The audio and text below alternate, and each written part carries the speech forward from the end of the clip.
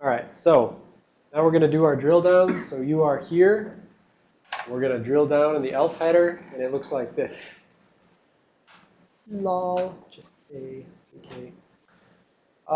This is what the ELF header looks like. So we've got some offsets, which are going to be file offsets, and we've got some halves, which are going to be 2-byte things. So what do we care about in here?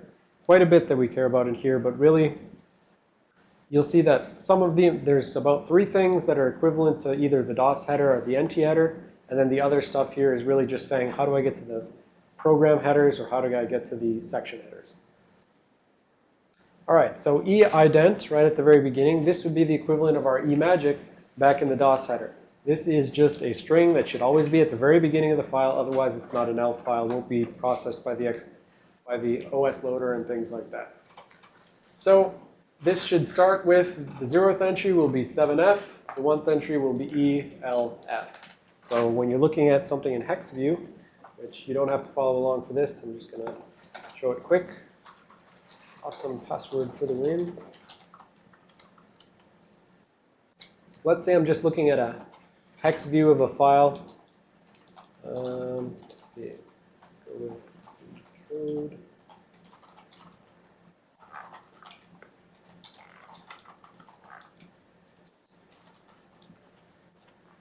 Right. Just looking at the raw hex edit, you should always see 7F followed by ELF as the first bytes of a legitimate ELF file. Right. Moving along, the next thing that we're going to have is a type.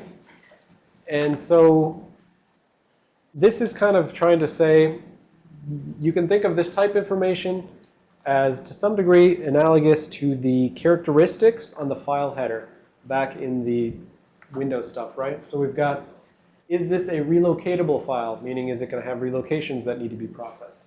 Is it an executable file, right? You won't see executable file in like a .o file that the linker is using, but you will see it on a executable file.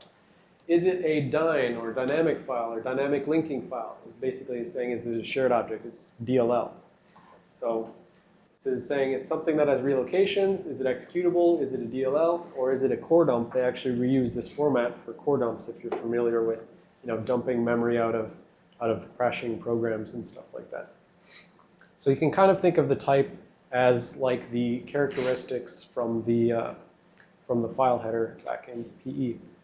All right, now we've got the entry. This is directly analogous to address of entry point in the PE headers. It's saying, where's the first place that I'm going to start executing code? There's no TLS callbacks in Linux or in the ELF file format. So I can tell you this is going to be the first address that code is actually executed. So if you put this in a debugger, you look up this header information and you say, I want to set a breakpoint at that. And to be clear, this is a virtual address, not an RVA. So you should be able to use it as is unless you're using ASLR. And then you would need to take this and you'd have to say, where did I actually get loaded? Figure out the difference yourself, and then add that difference in. So entry, just where does code start? All right, now we get into the stuff that tells us how to get to the program headers and tells us how to get to the section headers.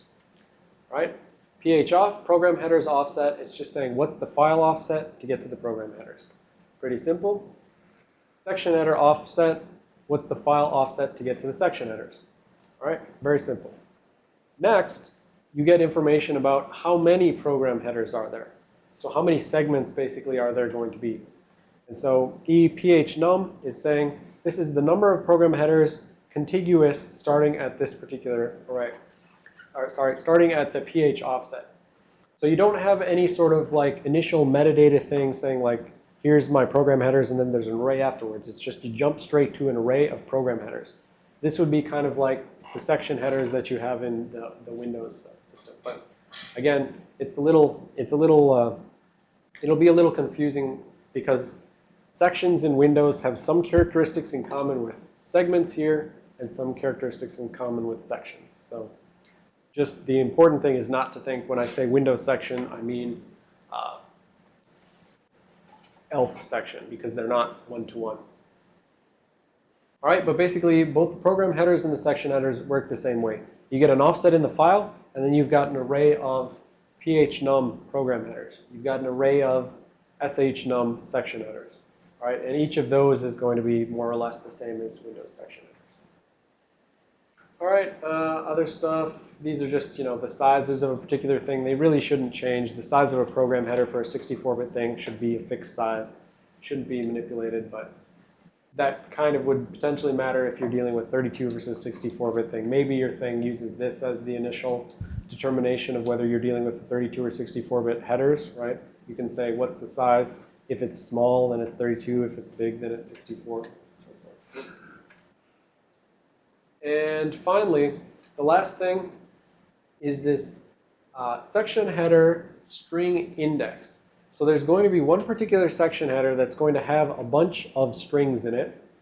And we need to know which index into the section header array is that entry that has a bunch of strings. Because other stuff is going to say, like, I'm some offset in from this string table, is what it's called commonly. So you've got this string table, which is going to hold all your strings. And other things will say, I'm, this offset in from the string table. So you need to know how to find the string table. And this is what gets it for you. You start at the E section header offset. That'll tell you there's, section headers start here. Then you'll say there's 5 section headers. And then this will say at index 2, that's the string table. All right, so, oh man, that's terribly broken. That's unfortunate. I'll show that in real time then. All right, so readelf, this is the first thing we'll use if we want to get the readelf headers. We can just use readelf-h hello. So